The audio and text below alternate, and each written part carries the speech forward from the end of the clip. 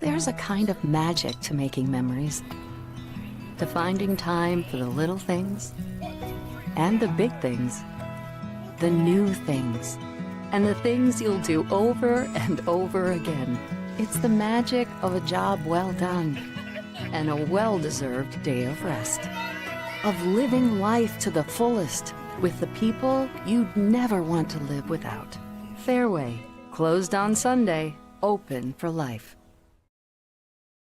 Iowa Fireworks Farm is Iowa's largest fireworks store. 6,000 square feet of hand-picked fireworks, over 50 brands and 1,300 different products to choose from. But they're also family-owned and operated. Iowa Fireworks Farm is the one stop you need to make before July 4th. You'll find them just south of the Metro. Take I-35 to exit 43 at New Virginia. Head east and look for the Big Red Barn. At Iowa Fireworks Farm, the toughest part will be deciding what not to buy.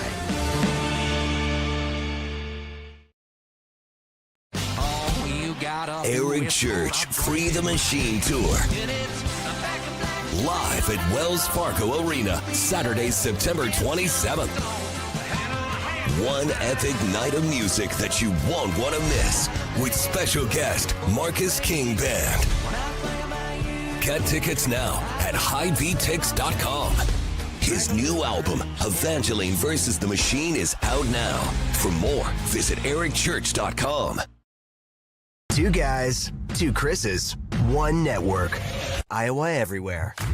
It's time for Two Guys with Chris Williams and Chris Hassel. Presented by Fareway Meat and Grocery from the Channel Seed Studios. Where? Everywhere. Live and always on demand at Iowa Everywhere.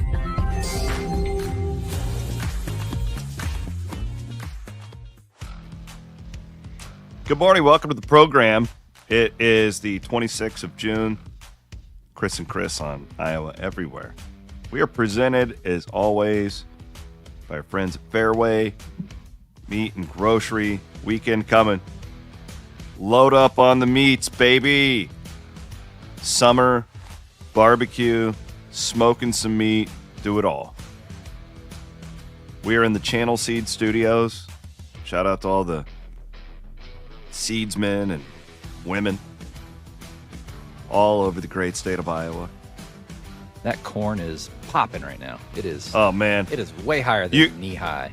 You watch, like if you drive down the road, you can physically see the corn growing. It's that global warming. Oh my! We've had all this rain and this Chris, heat, it is this humidity. so humid here. Like it is. You walk outside and it's just like, you know. So it's the weather down it's like here. A steam room out there. Last weekend was better than what you have up there. Yes, I think so. And it's South Florida summer, which is the worst it gets down here, and it's still better than that shit. This is the worst part of, in my opinion. This, like right now, just because it's rained every day, but it just, like, again, you just walk outside. I don't know, what is the humidity? 95% out there. Like, it's brutal. Yeah, I woke up yesterday morning. It was 100% humidity. So steamy. It's steamy in Iowa. Yeah. Welcome to the show. Well, it's a good thing you got into that nice air-conditioned IMAX. Oh, sick, night. Dude. How was F1? It was really, really good. Interesting, too, because I talked to a lot of people, a lot of our listeners and sponsors who were there. And so clearly, like, I go into this movie as a huge fan of the sport. So I'm taking this movie in differently, I think, than most people. And I think that if you're not a huge F1 fan, you'll like this movie more. Like, this is... Oh, really? This is made for, like, the average, like, just casual fan who just loves a good movie. You know, so that tells me that it wasn't maybe as realistic as you thought it could be? There were parts that were very realistic, like the behind the scenes of the sport, the politics of the sport, the technology of the sport, the engineering of the sport. The like actual like racing scenes were a little bit, I don't know if that happened or not. But it was just really, really like it was just beautifully shot. Like that that was what I went into. I told Andrew Downs before we went into it. I said I'm just here for, like, I'm seriously, I'm just here to see the special effects and the camera work. Like, I don't even care about the plot, and they knocked that part out of the park. But it's like the in-race strategy. But you have to, like, when you go into this is what's going to happen. I promise you. Like, the F1 geeks will come out of there. Oh, that couldn't happen. That doesn't, it's not realistic. You have to release yourself from that and realize it's a Hollywood film, right? Okay. Like this. So if you do that, it's great. And I'm a huge F1 fan. Like 1 to 10, I'm probably like an 8 as far as like my fandom goes, and I really enjoyed it. It's not a documentary. It is a Hollywood movie. So as long as you approach it like that, you're gonna have a great time. Is that you and Jacqueline from Yep. Cycling Fanatic? Yep. Ben, she's we'll a big put up F1 fan too, so I took her with me. Who all's in this picture here? You look like That'd a be shrimp Cade, again. Eric, Herman, Chris, Aiden, and AD. You look like a shrimp next to Eric. Murph didn't go? He had to work? No, Murph had to work. No, there was no Murph. There was no Andy. What? Well, AD holding the fort down for the Murph and Andy show. Thank God AD was there. Jesus. Van Woke, you couldn't make it? No, kids got swim lessons this week. But Williams, this sounds like a movie I have to get to just for my love of cinematography. I mentioned you after the fact, Matt. Yeah, I said that to, I think it was Aiden. I said I would have loved to have gotten Van Winkle's comments on the camera work and stuff. Because what's fascinating is how, like, these cameras, like, I watched the behind the scenes thing on it, and they put these cameras on these F1 cars that they could move. So, like, they're on the cars during, like, a real race is how they shot the thing. And during the actual, like an actual race, while clearly Brad Pitt is not in the actual race, but they're taking the actual footage from a race, and like the director's like, all right, pan right. It's really incredible how they I heard how they put it all together. Murph and Andy talking about it, and that it's the same as the Top Gun movie, where they actually, all the actors were in the car. In Top Gun, they put them in the back of the second seat of the plane. They weren't actually flying, but somehow, I guess, Brad Pitt was in the cars. I don't know if it was a 2-seater or what that they shot him in, but no, he drove an F2 car. I've read about F2, this. okay. So that's like AAA for Formula One. Did you get to meet some of the fans who won tickets? I did. Ryan has a message for you. He was sitting right behind you. He said, "Thanks for having us at the Palms last night. What a great movie. The only downside was sitting behind Williams. It was hard to focus on Brad Pitt's abs with the glare off of Williams' shiny head." That's fair. That's fair. I did learn a hard lesson last night. Yeah? Because we all got there about hour 15 early. Went to the bar? Yep. And I'm 40 now. It's a 2.5 hour long movie. I had about three beers within 45 minutes before that, and had to get up and pee a couple times. That's the biggest issue with watching a movie in movie theaters, and I don't understand why these theaters haven't figured out a way to allow you to continue to watch the movie as you have to go relieve I was yourself. going to say to just piss from your seat. Yeah, just hook a catheter right into your seat. You could have been like a real driver and just pissed your pants while you were watching it, because drivers do that in races. Mm-hmm. But like, how hard would it be to come up with something where maybe if you're in the building, you can connect to the movie on your phone and watch and be able to see that as you're taking a whiz in the bathroom? Or why not just have access right above the urinal, have videos, have boards where you can put in what movie theater you're in and continue to watch the movie as you whiz? Yeah, I knew I was in trouble. Sat down in my seat. The previews are coming up, and I'm like, okay, I'm gonna just squeeze it out one more time. And then like 30 minutes later, it's like, just a bad move. And the theater we have here in Del Rey, the iPick, all the theaters are on the first floor, but the restrooms are on the second floor. Yeah, it's not good. So you miss even more of them. Yeah, I didn't have that problem. The Palms is kind of nice. You just walk out, and it's just right there. But that's a deal too. It's certainly going to be good if you just go to the movie, but the IMAX I feel like made that even better. Like I'm glad I saw that movie particularly in the IMAX. Yeah, there's some movies you got. Top Gun was the same way. Yeah. You got to see that in an IMAX. You don't want to wait for it to stream and go out and see it. Yeah. Jason said he's just all in wearing Depends. He wears Depends Oh. to every movie or sporting event. He's got the bladder of a Good for you. 10-year-old. Wait, don't 10-year-olds have good bladders? See, I do this with concerts too, but that's where it's nice to be able to get the set list ahead of time.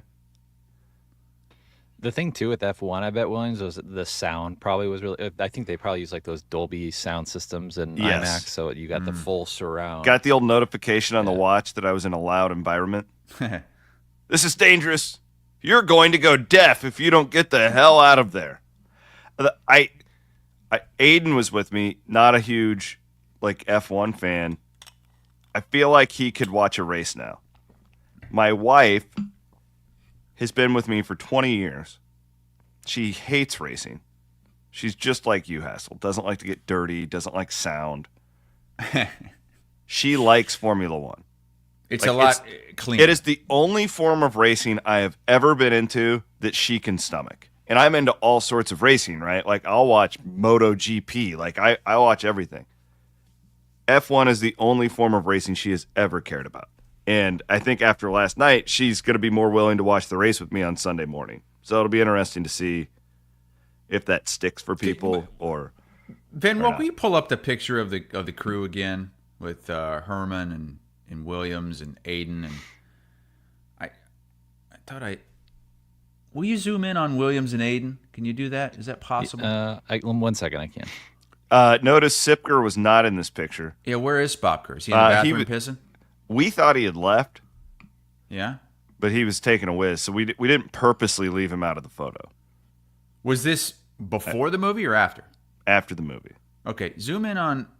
Go down. Go zoom in on Williams and Aiden. Are you guys holding hands? No. Look at It that. sure looks like we are, though, doesn't it? He's holding a bottle.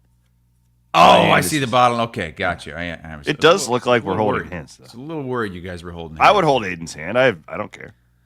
Hold my hand. I want you to I want hold, you to my hand. Jason on Facebook, what's your rating for the movie? Does it live up to the hype? Yeah, I think it did. For me, like 10 being the best movie I've ever seen in my entire life, I would give it an 8. It wasn't like, because the problem was, again, I think if you're not a diehard F1 fan, you're going to come out of that and just be like, because I know about all this stuff, like, right? Like there's a lot to this movie, like the commentary, like during the racing scenes where it's like, oh, a yellow flag. That means the drivers must slow down. What? Okay. It's like trying to explain Wait a second. it. The announcer is saying that in the movie? Have you seen Days of Thunder? Yeah. Very similar to that. Where like, What we're waiting for is the checkered flag. so That means the It's race like- is over. it's like the announcer who's supposed to be announcing the race is explaining it to fans in the movie so they understand what's going on if they've never watched F1 before. I understand what they're doing. Well, but that part isn't a drove me yellow nuts. flag? I mean, it's pretty. Yellow. They don't even. self-explanatory. Yeah, that was just a bad example. I don't even think that happened in the movie. But that's how I felt as like a diehard. It's like, okay, And Yeah, they're heading into what's called the pits, where there's a crew, and they're going to get more fuel. And some of the tires have worn because they're racing so hard, they might have to put new tires on the car. that Brad Pitt though. I was talking about this leaving the theater. I don't care what your gender is, what your sexuality is. I don't care if you're a furry. That's a handsome son of a bitch, though, right? And Can we all he's just agree? 61 now. He is a good-looking man. Yeah, Yeah. I'll agree with that. Do you think he's on the tee? boy. Yeah, at 61, he's got to be on the probably, team. Yeah. If Game Day Men's Health hasn't called him for an endorsement yet, I don't know what we're doing. They should have called it T1, not F1. Did he show off his abs and such in the movie? Not a lot of low-cut shirts. Outfit? You can see the abs through his shirt in the poster. I did read something interesting about this last night. I came home and put our show together, and then I read about the movie because I was interested in it. And one of the most interesting parts of like the making of this, because F1 is everywhere, so they gave him full licensing, all that stuff. The biggest setback that the producers and the directors had was none of the teams wanted to look like the bad guy. Oh. So Mercedes, which is at the time Lewis Hamilton, Toto Wolff is the famous Toto Wolff, the team principal. So basically, I was explaining this to Russ from the Palms, who runs the show down there. Great guy, appreciate him having all of our listeners out. It would be like the Red Sox and the Yankees would be Mercedes and Red Bull, the two teams. Like they hate each other. So Mercedes supplied all the cars and like the footage. So like Brockmeyer and his team would show up. I did that on purpose.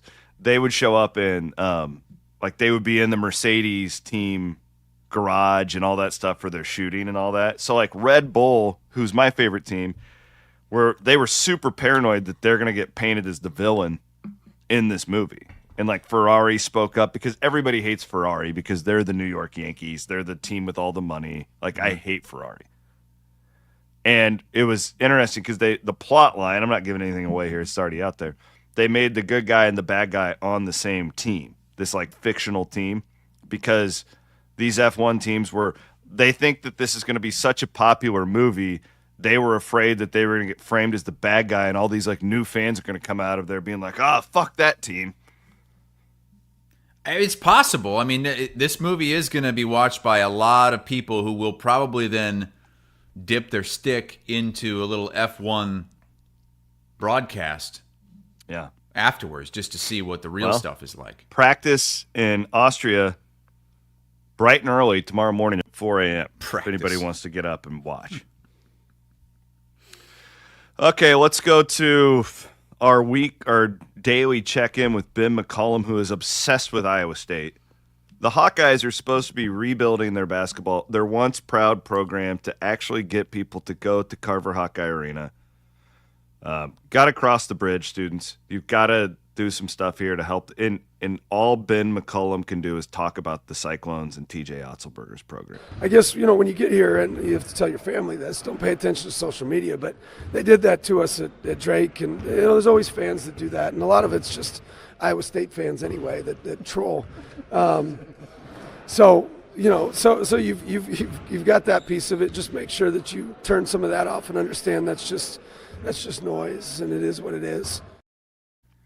I wish I heard the question. What was the question that prompted that? Do we know? I don't know. I know the video was from KCCI. From KCCI. I'm guessing the question was about blocking out outside noise. Yeah, here's the question. It was asked how his guys he brought over from Drake are handling the newfound pressure and expectations at Iowa.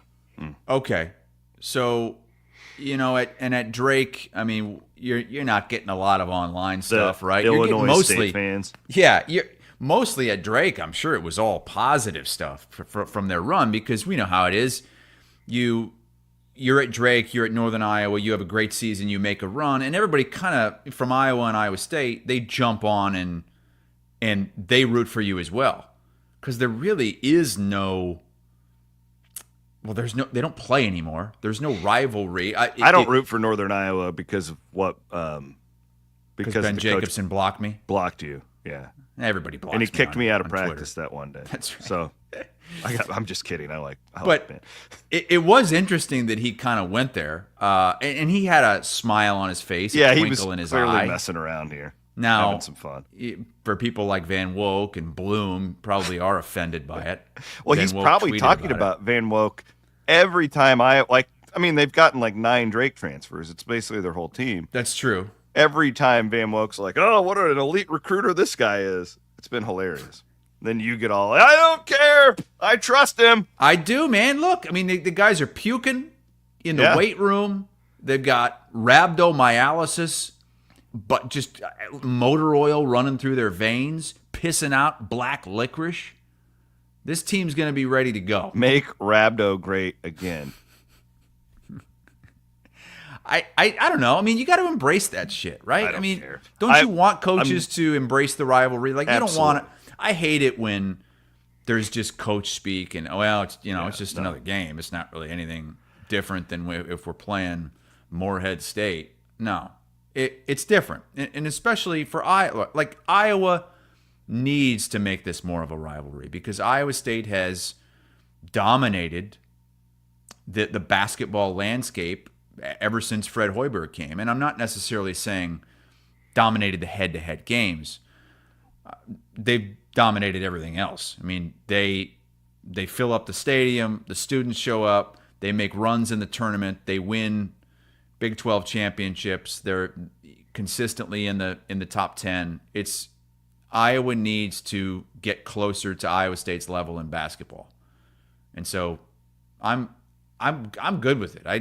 I embrace all that shit. I totally agree with you. It's and he was having fun with it.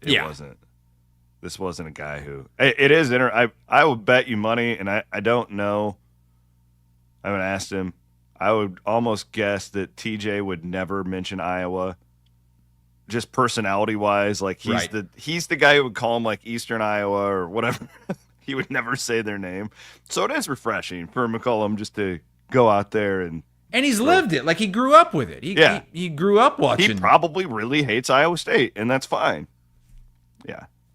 The only thing I wish is that, since we're talking about Drake and Northern Iowa, I do wish we could get to a point where these damn teams play each other again. Well, we got one extra game. Have you seen this? We do. Yes, they yesterday they approved an extra game in college basketball. So up until this new announcement, you could play up to 31 regular season games. They have expanded it now to where you can play 32, and the thinking is that will allow teams to play another quality opponent in the non-con, and maybe even more games out of conference in the middle of conference season. But I don't know how I feel about that part of it. Let me ask you this: are the schools who are getting more gate revenue, because that's really what this is about, right? Are they going to lower tickets for the rest of the games because they're making more money now? Like, are they going to make this better for fans at all? Absolutely not. Yeah. Nobody asked for any of this. Right. Nobody. And the thing I worry about is that you don't add a quality opponent. Won't. The majority will not. That you'll add another bye game. Because the majority of these good programs are already playing in these multi-team events. And most of the reason they're doing this is because they want those events to be 3. Like when you go to a Thanksgiving tournament, you want a guaranteed 3 games as opposed to a guaranteed 2 games. So they're going to come back from these that they're already doing, and they're going to add Morehead State. Yeah, and I think most teams, of the time, not all the time, most of the time. One of the drawbacks of the MTEs is that you're giving up home game, a potential home game. That's what they're doing. While on the face, you read the articles about it, and everybody says, well, this is this is going to allow us to have better, more nationally relevant non-conference games. I don't buy that. The other argument is, will you see more of like Iowa State, Purdue? Because that's what they're saying. That's what they're trying to say. Hopefully. But the problem is, Chris, with this in the same report is about tournament expansion, which again, nobody's asking for this. It's coming. Nobody wants this other than the coaches and the league commissioner. Like nobody, there's not a single fan that's like, man, we need That 78 is the problem with all of this shit. Like, and in football, they're doing the same thing. We've got it to 12 now, and we got to go to 14 or 16. Why? You want to know why? So you can make more money. That's why. And in the NCAA tournament on the basketball side, it's for these conferences to get more teams in the tournament, and these coaches to get more job security to make it easier to get into the tournament. They get bonuses to get into the tournament. Rewind to last December, and the national conversation after that first round of the college football playoff was, these games suck. None of these games are close. These teams they're not close. Oh, okay. Well, let's put the 16 up against the 1. Whatever. Well, Randy Peterson's in the chat saying the MVC becomes a 2-bid league. Does it? I don't think so. Does it? It's you go from 68 to 76, which is likely what's going to happen. Those extra 8 teams, how many of those are going to be power conference teams? I hope you're right, Randy. I don't trust I would these say people. All of them will be power conference teams. Yeah, I hope Randy's right. I don't. This is about getting the teams from the Big Ten and the SEC and the Big 12 that might go 6-12 in conference play, getting them into the tournament. Well, how many quad 1 wins? Yeah, well, but they beat Kansas and they beat Iowa State. I mean, look at what they did compared to Drake. Yeah, they went 29-3, but boy, you got 3 bad losses. Yeah, no quad 1 wins. I don't know. And again, no fans are asking for this. No, on the surf. So okay, I'll go 2 ways here. One, I'm the type who's probably never really gonna in season complain about more games because I like games. It's why we do what we do. I like games, but I will say I do not like the bye games at home where you're playing shitty team. I would rather. I don't even care about those games. We do this for a living, and it's almost impossible to follow those. Here comes Southern. Southern's coming in, going to play a noon game on a Sunday. Yeah, Southern hasn't. These kids haven't slept in their own bed in 3 weeks. They're just getting shipped around the country, getting this shit. Meanwhile, Southern has just played at Creighton the day before. Come on over. 12 hours to recoup. Yeah, and part of this too, it's just, again, it's just my distrust of the people in charge of the sport of college athletics. Because we know nobody is doing anything just for the good of the game. No, the good of it's the all fans. self-serving. If there are changes, there is only one reason, and that reason is to benefit the teams, the schools, the coaches. I got dude and the from conferences Iowa. and TV also. Keep getting a comment here. From dude from Iowa is watching on YouTube, pointing out that the only games that matter are quad 1 and quad 2. That's incorrect. Yeah, that is a misconception. That's the problem, dude from Iowa, is that's not the case. The problem is they value these the computers value the huge blowouts over quad 3 and quad 4 teams. If you could beat a quad 4 team by 40 points, that's going to help you more than beating a quad 2 team by 5 points. That's the shitty part about this. Remember, that's TJ why Otzelberger reports. I mean, he told us this in his office that one day. I said, why the hell aren't you playing Drake in Northern Iowa? Because it's no benefit to us. Yeah. Because Southern comes in here, we'll beat them by 45, and when the committee looks at our analytics at the end of the year and our net ranking, that is going to help us rise more than a 10-point win over Drake. And God forbid you lose that game. The other problem is the deck is so stacked against a Drake that their numbers are always going to bring you down because they can't play anybody good. It's not their fault. Nobody will play them unless they go to one of these multi-team events and they get lucky. They got Kansas State last year. Well, it sucked for them that Kansas State just happened to suck, right? Yeah. And Miami too. Miami was a quad 4 win for Drake. Unbelievable. So then, like, you do beat them by 10. Well, the computer thinks you should have beat them by 16. Right? Like, beating Drake by 10 is a really good win, but you don't get credit for it. And there's a good chance they're going to beat you. Yeah, because that's they're the thing. good. So you play a Drake, And then there you're is totally a chance screwed. you lose that game, right? Yeah. You play a Southern, there is zero chance you're going to lose that game. So even if you don't play well, even if you don't blow them out, you're not going to lose. It's too big of a risk for these coaches, the way the committee values this stuff. Interesting point here. Herky the Cat says, with conference, he's on YouTube. Y'all should subscribe if you haven't, by the way. He says, with conferences getting so big, they should be playing more conference games than the cupcakes. It's interesting. The Big 12 went the other way this year. Yeah. The Big 12 was playing 20, and now they're going back to 18, See, correct? I would make the argument, just as a fan. Because these conferences don't feel like conferences to me anymore. Like, it just doesn't feel to me like Arizona State is a Big 12 team. Like, when they... I like non-conference college basketball when it's good. Like, one of my favorite weeks in sports of the entire year is Thanksgiving week. When all these... You flip on, it's noon. You've got an ACC team versus a Big 12 team in the Bahamas. Like, I love that. Now, I get it. We can't have these holiday tournaments constantly. But if they would schedule real games, I agree. I would like to see that more than another game against Utah. Yeah.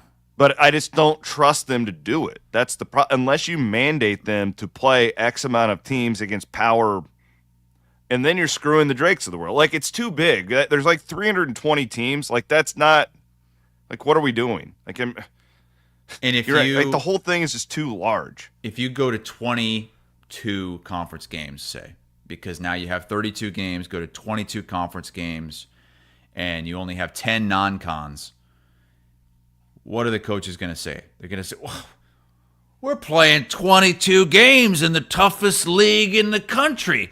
Why the hell are we going to go out and schedule another good team in the non-conference? We've got to ramp up to the season. We're beating ourselves up in this 22 game season. It's not going to. So if you do that, then there's even fewer good non-conference matchups, and even more horrible non-conference games. Do you think Freedom Tire could serve as a Formula One car?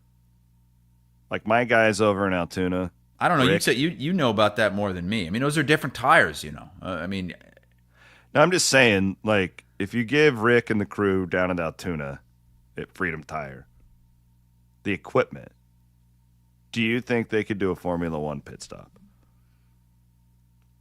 I'd love to see them try. That's what I was thinking about. I couldn't stop thinking about.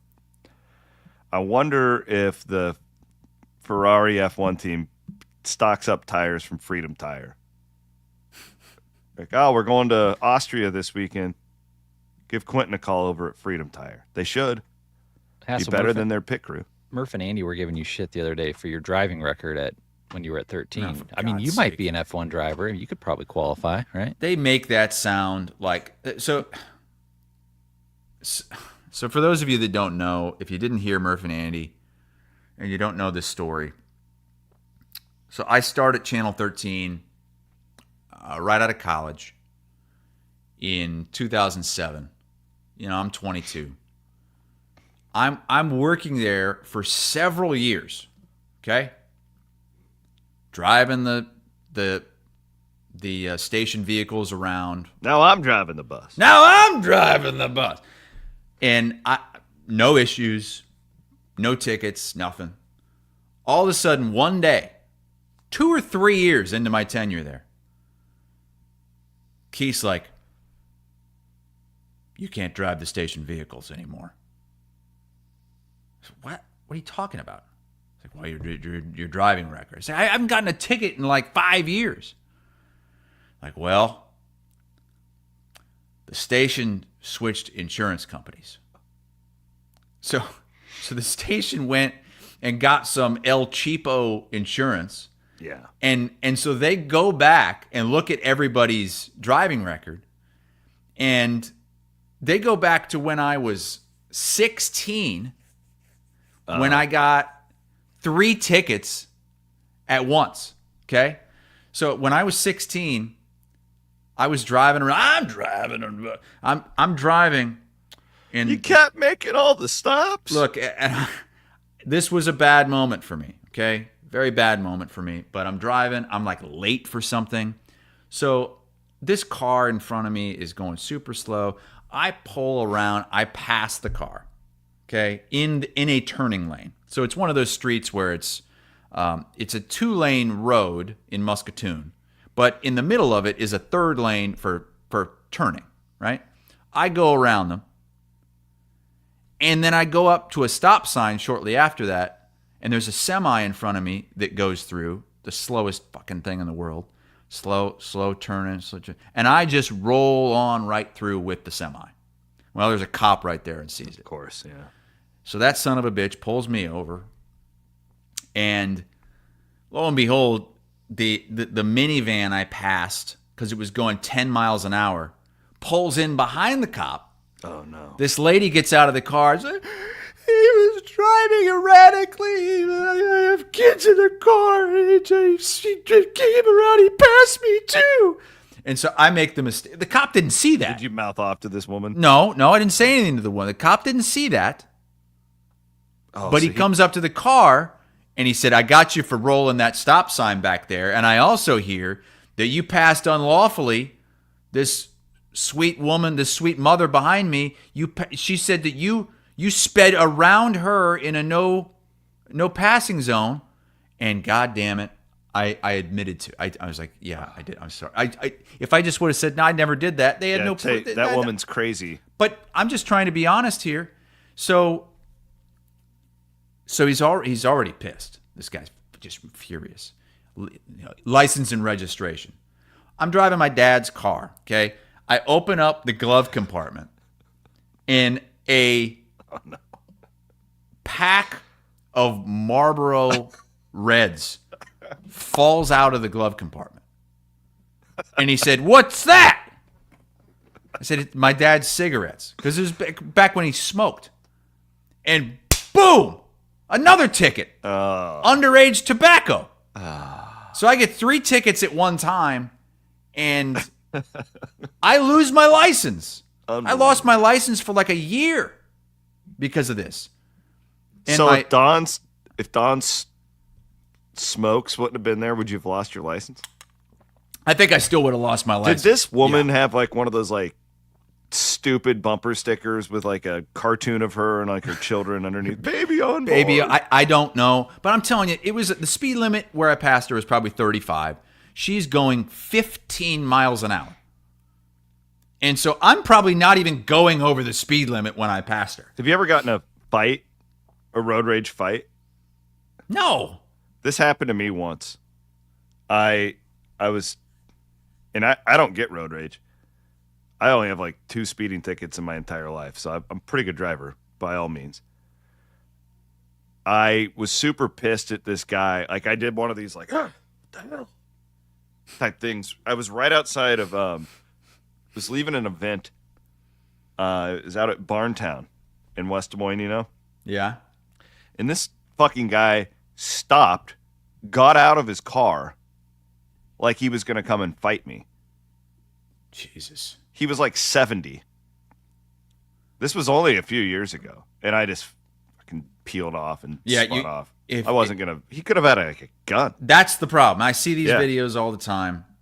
Unbelievable that this guy would. He people stopped get in into the middle of the road and comes back like he was going to rage. fight me. Yeah, so if you, I've seen, it's happened too many times. Somebody gets in a road rage incident, gets out of the car, starts approaching the other car, and the person just pulls out a gun and shoots him. Well, he had his loser little car, and I had my big ass diesel truck, and I spun out right in front of him. I got the last laugh. Tell me that this guy. This picture that Van Woke pulled up, I've got the goatee, sideburns, and long hair. That was actually, I think I was actually 17 in that picture. 16-year-old me. You're all puffed up. I am all puffed up. I was about 220 pounds. I was throwing weight around like crazy. Brett Favre's attorney is watching on YouTube. He says Hassel is a road rager. Color me shocked. I'm not a road rager, but I was a stupid bad driver when I was a teenager, and that was such bullshit that 2 years into that thing they switch insurance companies and tell me I can't drive the station vehicle anymore. Let me ask you this. So, was down in your neck of the woods last week, rented a car, and so I'm going through the rental process, and what I didn't need anything big, didn't need anything fancy, just needed something to get around. Was going to drive to Delray. That was basically the only driving I was going to do. Like, have you ever seen these rental companies that are like, you can have it for 5 days for $31? What? Like these, yeah, I don't trust them. Like, I didn't. Hell no. I booked through what company Enterprise. was it? Yeah, you don't want to. But, like, what's the catch? Oh, because it's my insurance, right? Yeah. Like, it's all on. There's got to be a catch. Yeah. It's like, oh, yeah, you can have it 5 days, $31, unlimited The place would be mileage. called, like, Easy Rental. Rental. Absolutely didn't do it. You got to stick with the big guys. I told my wife, I go, I'm going to spend $250 more to avoid that company. Yes. Okay, so there you go. Good shout out. So yeah, I mean, I look, Freedom Tire. Keith makes it seem like he was this real sweet, great guy because he stuck up for me. Nope, you know what? I'm putting my foot down. We're going to take it, even though he sucks right now, we're going to take a chance on him. Maybe this will be worth it. We'll drive him around for 6 months. I was already 3 years into the job. Good God. But thanks to Brandon McCauley, who stepped up to the plate, and he was my chauffeur for 6 months on the job. I don't know what that why 6 months? Like, why was it after 6 months, why was it okay for me to drive a station car, but not right away when they switched companies? Like, whatever. Did you watch any of the NBA draft? I did watch a little bit of it. I watched like the first 6 or 7 picks. First time in my life, I had zero interest in this. John Walters and Bloom and I it was a tradition for like 10 years. We watched this event together, and it was like we planned around it. We all brought like special beers. It was like a huge deal for us. I'm not kidding. The only thing John Walters drank when I was there, when I was working in Des Moines, he would only drink Bud Light Lime. Yeah, not anymore. So I remember one year, it was Walter's birthday. God, this was probably 11, 12 years ago. And I got Walters for his birthday like a nice beer, like a 6-pack of, I don't remember what it was, but it was like a nice beer. And he was pretty polite about it. It was like, yeah, I'm not going to drink that though. Thank you. That was very kind. Like, if you want it, you can just have it. Now all he drinks is IPAs and whiskey. He's come so basically far. Like me. Yeah. Well, anyways, it was such a big deal. I just browsed at the top 32 last night. Like it could not mean less to me, the NBA. I didn't look one time to be like, oh, were there any? Because I don't even know what a surprise is. I don't know who half these guys are. Unfortunately, I know a lot about it because I had to do like 8-hour-long mock drafts on HQ leading up to this. So your ratings were awesome. I was pretty well versed. It's funny. There is a market for that. Like, I get it, but we have on CBS Sports, we've got a YouTube page with, I don't know, 1 million subscribers or whatever. And that does better than just about anything. You throw up an hour-long NBA mock draft, and it's going to get 100,000 views. Well, people care more about that than the games, right? It's bizarre. But, I mean, the top of the draft went exactly like we thought. Cooper Flagg goes number 1 to the Mavs. Did you see it was Murph and Andy were saying it's the first white guy drafted number 1 overall since the 70s? No way. Yeah, it's crazy. Really? Yeah. First white dude. That's crazy. I would have never It guessed is. Like I thought there'd be some 7'2" white guy. I like went that number one. outfit. Who's that? Trey Johnson. That's good. Went to I like Washington he's from Texas. Look at how skinny his legs are. I like the socks look. The white socks with it. Yeah. Looks like But then there's a little. That's like Zach Borg used to dress like that at Channel 13. He'd have the long shorts, the high white socks, and so his tan line in the summer was like an inch long on his leg. How about let's see, how about this one? Yeah, so the baggy shit's back. That's not good. That's when That's a LeBron James throwback. was drafted, the baggy suits were in. And now it appears that the young folks are bringing that back. That's ugh. Yeah, I don't know. That guy looks thrilled. Who is that guy? This is the one. This was the guy from the one European player drafted in a lot. I think he went to the Bulls in France. I think. He's going to be just Esenge? Charismatic. Esenge? Yeah. So this was the first time, I think, in 12 or 13 years that there were no European players taken in the top 10. In fact, each of the last 12 years, there were multiple European players taken in the top 10. One of the differences is that some of these guys that would have been, quote unquote, Europeans, I don't know why I did the quote, because here's what I'm trying to differentiate. You're a European player if you came over from Europe, but you're not considered a European player if you did what, for instance, Kasparas Jakučiūnas did last year, which he came over from Lithuania, played 1 year at Illinois, and then went into the draft. Well, he goes in as a college player, right? Yes. But there were more players like him that came over, played 1 year of college ball because they could make so much more money in college than they would have with maybe an extra year in Europe. So that's something that we might see more of as well with this new NIL, is these European players coming over. And I think Illinois is doing it again. And Iowa State's got that kid from Germany. Another case of that. I mean, they can make more money playing college basketball than they can in Europe. By the way, you see Cedric Coward went 11th to the Blazers. Did you see ESPN's coverage of that? No. Yeah, they called him Colin Coward. Oh God. The reporter called him Colin Cowherd.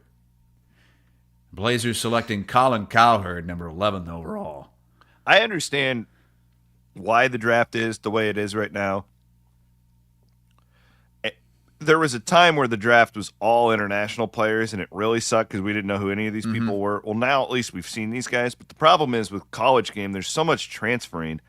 I don't know who plays where on a given year. Well, at the top of the draft, all these guys are one and dones. Yes. All of those guys that were selected in the top 10 were 1 year in college players and then straight to the NBA, so they didn't have a chance to transfer. But once we start getting down lower in the first round, and now tonight, second round, it is a lot of transfers. Did you see the breaking news on Caitlin Clark this morning? No, I haven't. I just know she's been in like a bad slump. Really bad slump. Yeah. So we're wondering what's going on. Well, I'm in our Slack channel at CBS Sports HQ. This just out. Caitlin Clark has been ruled out for tonight's game against the Sparks with a left groin injury. This coming off her worst performance of the season. She had just 6 points in the game against Seattle last time out. So she is out for tonight's game against the Sparks, and we don't know how long she might be out for. Because she's been in a real slump. Over her last 3 games, she's 1 for 23 from deep. 1 for 23 from three-point range. So that's 22 three-point misses, 22 turnovers, and 1 3-point make in her last 3 games. So she, I don't know what's going on. I don't know if it's the same injury. Was the injury before different? Can you look that up, Matt? I don't know if this is the same injury she had that kept her out a few games earlier on this season, or something different. but that kind of explains a little bit as to maybe why she's been struggling. Dude from Iowa says it looked like she tweaked her leg in the last 30 seconds of a game. And Ben says it was a left quad before. So this is a different injury, but I don't know which leg the quad was. A quad can work up into a groin injury if you come back too soon, or if you never know with things like that if they could be related. But that's too bad. I was going to watch that game tonight. I think it was going to be at 6. What, you're not still going to watch it? Because I was told that Caitlin's not the reason people watch these games. Definitely not going to watch it if Caitlin Clark's not playing. That's for sure. Travis makes a good point. Indiana Iowegians are having a rough week with legs with the Tyrese. God, you're right. Damn. It's a good thing for the league that Angel Reese is still there, though, to keep those TV ratings up. Sorry. It's just so stupid, like these arguments that we're constantly seeing. Okay. Really quick, I wanted to hit this because it's in your neck of the woods. The Wall Street Journal. Did you see this? I put this in the rundown late last night. There's a travel and like food writer for the Wall Street Journal. We need to call this out. Absolute homer journalism by the Wall Street Journal. This guy is from Debuke, who is the writer of this. I need to pull up his name because I'm calling him out. David Farley. It sounds like a made-up name. David Farley? This is the headline of the Wall Street Journal. Okay. We're calling it. This small town in Iowa is the place to be this summer. Wait, don't tell me it's Debuke. Yeah. He's labeled Debuke as like the small town of the year, or like the must go to travel spot in the entire country. And he's from Dubuque? Yes. Like that would be like, come on. That would be like me being like, hey, all right, listen, I know Nick Saban. Matt Campbell is the greatest football coach in the history of the sport. Right? It'd be like you trying to claim that Clarinda is the place to be. I mean, if you want to take a vacation anywhere in the world this summer, yeah, check out Clarinda. Go to a dirt track race. I saw this. The Des Moines young journalist Cooper Worth from the Des Moines Register wrote this story because he found he's like their general news and like just finds stuff that people would think is interesting. The key points from this story that I did go and read it. And food and travel writer David Farley highlighted Dubuque's attractions, including the National Mississippi River Museum and Aquarium. Now, Jackson in the comments says the Mississippi River Museum is elite. A blend of historical charm and modern attractions. The Wall Street Journal has named Dubuque, Iowa, as its top summer 2025 destination. Like, that's the number one place in the entire country. How does this get by the editors? Like, all right, we got this young kid. He's just started working for us. He says that Dubuque, Iowa, is the number one place to visit this summer. Chris, shouldn't we look up where's he from anyway? Has he been around? You know, he's from Dubuque, Iowa. This is the Wall Street Journal.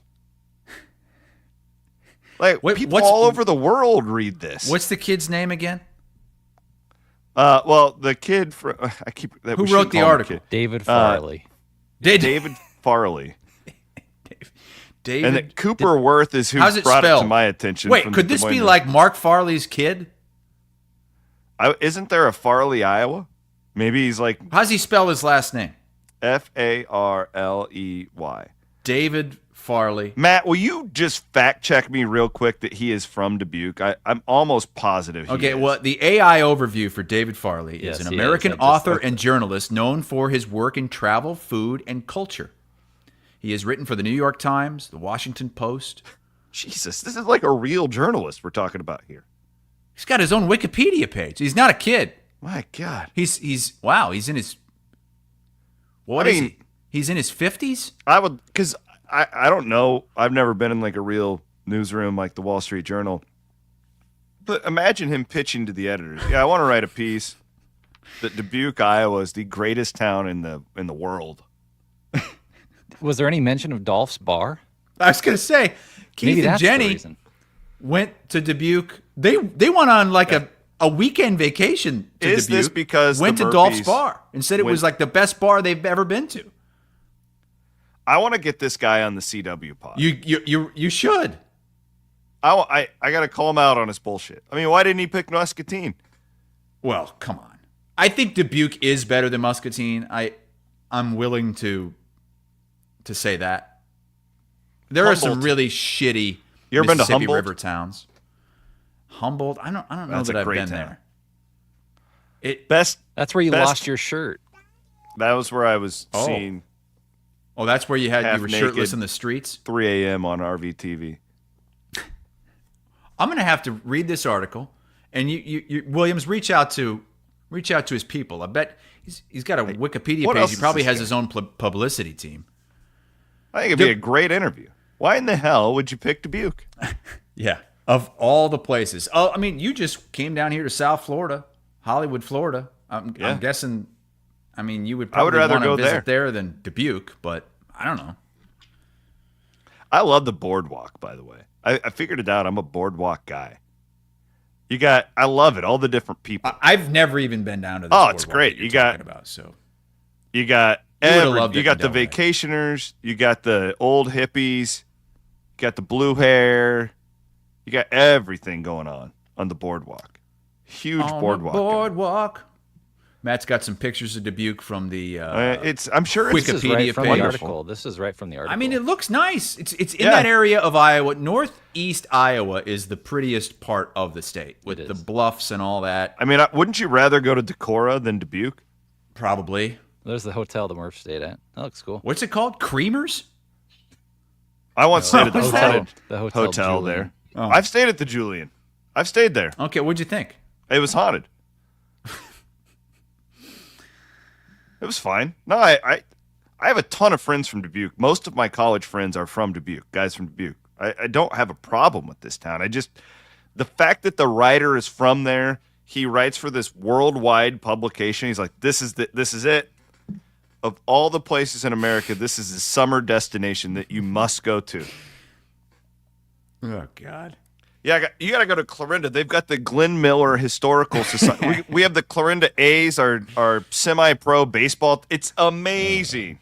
I love it. He says, "We're calling it. We're calling it. This small town in Iowa is the place to be." I hope he We're calling it." mentions in his article that he grew up there, that he's from there. Like, don't you have to be straightforward about that? Like, okay, there's a small asterisk. I am from Dubuque, but this is why it's the greatest. Hey, I've got to go long. Let's go. It's time to go long with Wealth Charter Retirement Planning and Tax.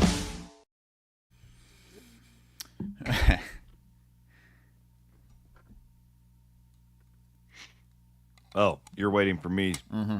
My apologies. Yeah, I let Shout you out to handle him. the. I've got great imaging that I'm going to give you for next week, Matt, for this. Because I had lunch with Tim from Wealth Charter. Because what they do is they like simplify everything because they can do your retirement, they can do your taxes, they can do it's like a one-stop shop. Oh, I just got my. I want to say F1 from Iowa Everywhere, but K1. what is it? K1. I just got my K1 from Iowa Everywhere Good. in the Glad- in the email. Anyways, took me off my train of thought. He showed me, Tim, and I've got some images that we'll put up on the show.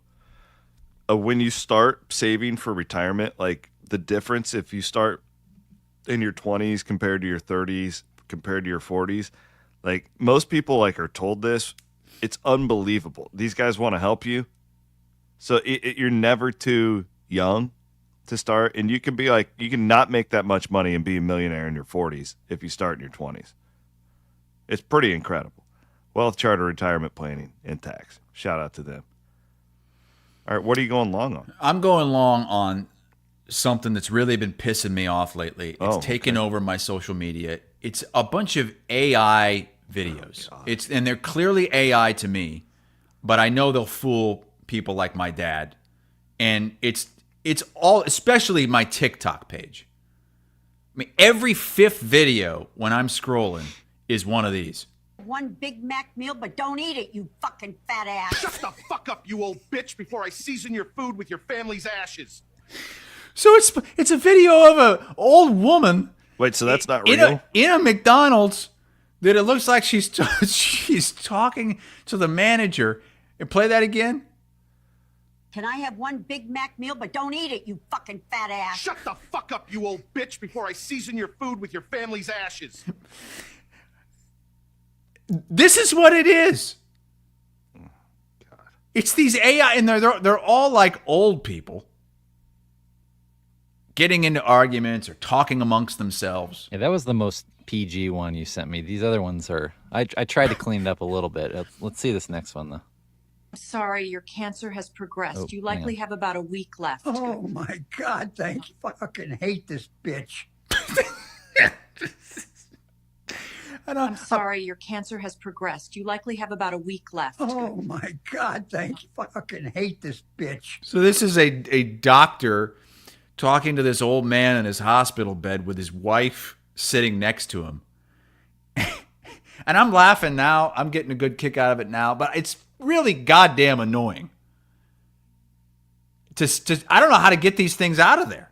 And now I sent a few of them to Van Woke, so now it's going to think that I love them. Yeah, it's got your algo. It's too much. Did you Wait, do you have another one, Van Woke? Yeah, this one might be a little more Iowa-centric. Let's see it. How often do you plow? Just once a year. Actually, sometimes twice a year if she's not mad at me. Wait, what was that? I didn't catch the first part of that. Wait, how often do you plow? Wait, hang on. So this is a reporter, like a local news reporter, the AI that's in a field interviewing a farmer with his wife next to him. So how often do you plow? Just once a year. Actually, sometimes twice a year if she's not mad at me. It's an oldie but a goodie. Did you listen to my podcast with Paul Shirley by any chance? You know what? I did listen. I was pissed because I like the ones that you do where you don't have guests. And I don't like it when other people come in and you have to interview them. But it was very interesting. He's a different cat. He is. He's very smart. What that AI clip reminded me of, because Paul and I talked a lot about how we're just inundated with shit all the time in our brains, and like the human brain isn't really wired for it, and you got to figure out how to work around it. And it used to be like, oh, we're just getting texts all the time and emails and all this stuff. Well, now half of the stuff you see is fake. Yeah. So it's like another step. Trouble. Now I have to differentiate, is that even real? And at this point, like, I can tell that stuff's not real. But I promise you, my dad can't tell. My mom probably can't tell. Oh, no. When are we going to reach a point? It's going to come soon, brother. It's coming soon. Where we have video of someone murdering someone else. Video. Where 10 years ago, no questions that the person would plead guilty because there's video. And the jury's just not going to believe it. The defense is going to say that's AI. Or the other way around. We have video of Williams, we have video of you murdering this person. It's right here. And you didn't, but there's AI video of it. Yeah. Somebody's like created it to frame you. I think we're there. It's not good. It ain't good, coach. Cheers to the freaking weekend. It's here, baby. Cheers to the freaking weekend. Let's raise our glass of Steeple Ridge bourbon. Cheers, brother. Cheers to you. You got any plans? Actually, I do. My nieces from Corning are visiting. Oh, nice. With my mother-in-law. That's a bummer. I'm going to Corning. You won't see them. But you might see my wife's brother enjoying a weekend without his girls. So maybe he'll be going to the partying. races. Now, he definitely won't be going to the races. I'm going to the races in Corning on Saturday night. No kidding. God willing, there's no more rain. Yeah, I'm planning on it. Late models are in town, man. Big night down there at the Speedway. The Iowa Everywhere Victory Lane. Oh, okay. Cool. Well, I hope the weather's good for you. Yeah, we'll be in the pool. Those are the only kids that I've ever allowed in the pool. That's a direct shot at my daughters.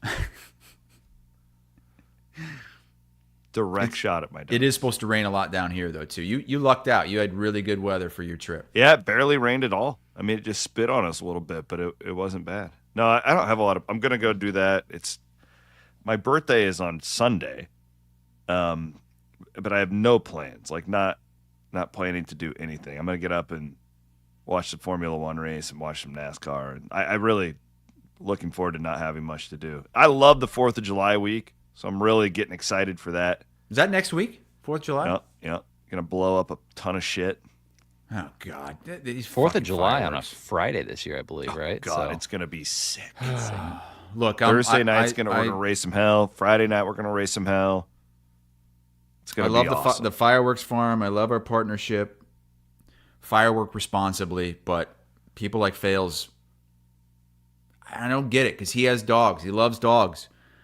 He's got the dogs in the basement. They're fine. He's got this woman in his neighborhood coming up to him saying that your fireworks are driving my dog. End up having a seizure, and Andy's like, "Who cares? I want to light my fireworks." Give me a break. Well, you need to go to your veterinarian and get a sedative for your dog. Get some gummies for the dog. I mean, I love dogs too, but you know what else I love is the United States of America. If I want to celebrate it by getting drunk and lighting off fireworks responsibly. Look, you can do it responsibly.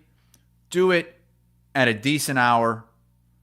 But you got to do it in the dark. People lighting off the neighbor Long haters days right now. at midnight on a school night. Yeah, we don't need to be doing that. No. Celebrate on the week. Celebrate on the 4th of July on the weekends before 10:30. That's fair. Yeah, that's fair. I won't. I can't believe how much people spend on fireworks. It's incredible to me. Because like they gave away I think it was $100 gift card to Iowa Fireworks Farm on Murph and Andy, and Andy's like, "Yeah, that'll get you started." Like, what? You're gonna spend more than $100 on fireworks? That's like not even an appetizer. Well, that's the problem that I have with fireworks. You spend $150 on a steak, and I think that's stupid. Well, it was stupid. It was very stupid. But they just go so damn fast. That when I've been around big fireworks, and you can blow through $100 in 1 minute. Like, what are we doing? Let's spread this shit out. You know what I like? I like those snakes. Snakes that keep growing, and then they ruin the pavement. You can never get that mark off the pavement. The douchiest thing you've ever said. That's why Love you got to do snakes. That's why you set them all off in the middle of the road, not in your driveway. No. You got to do it on a driveway that you don't like. Somebody that you don't like. You know what we should do here? We should do some snakes. Cool. Steeple Ridge bourbon. Go buy yourself a bottle for the 4th. I've got some Steeple Ridge American waiting thing for me. You can do right there. Maddie, what do you got going on this weekend? You doing anything? I might take these kids to see a movie or something. It's gonna be hot, so we gotta. Yeah, take them to see F1. Yeah, They'll like those go cars. see F1. It's totally kid friendly. I mean, there's just one sex scene. Lindley, you'll be fine. Well, is that the kid whose placenta you ate? Yeah, it's not even a sex scene. It's just Brad Pitt pinning this woman up against the wall. It's not. You don't see any. It's actually quite erotic. He pins her up against the wall. Yeah, but it's The noise would be the thing that would get a kid with this movie. Like that? Was that supposed to be the car or the woman? It's the sound the woman's making when Brad Pitt pins her up against the wall. Van Wolk, did your kids like that sound? Did they hear it? They couldn't hear it. I got my. Kind of sounds like what she's been doing down here. Should also remind everybody about the Murph and Andy patio tour tomorrow. Matt, you got all the details on that? Oh, the last one. The last stop. They're at Big Grove tomorrow, 1 o'clock. Cool. I'll be there. Plan to. Was I Van want Winkle's to. daughter just mocking you and I your think so. sex sounds? All right, you're gonna get us canceled. Yeah, we want a huge crowd for the. Let's send those guys out with a bang. It's been a great patio tour season. This is the last one, and this might be the best one. Let's go at Big Grove. Let's show out for the fellas. I'll be there. Great. Looking forward to it. All right. Appreciate all of you guys hanging out with us today. Guys and gals, of course. And babies over at Van Wolk's house. Weedle baby girl. Say bye. She's a weedle baby girl. Bye-bye. Bye. We will be back on on Monday. Murph and Andy will be back on Friday. Here on Iowa Everywhere. Have a great weekend. Later.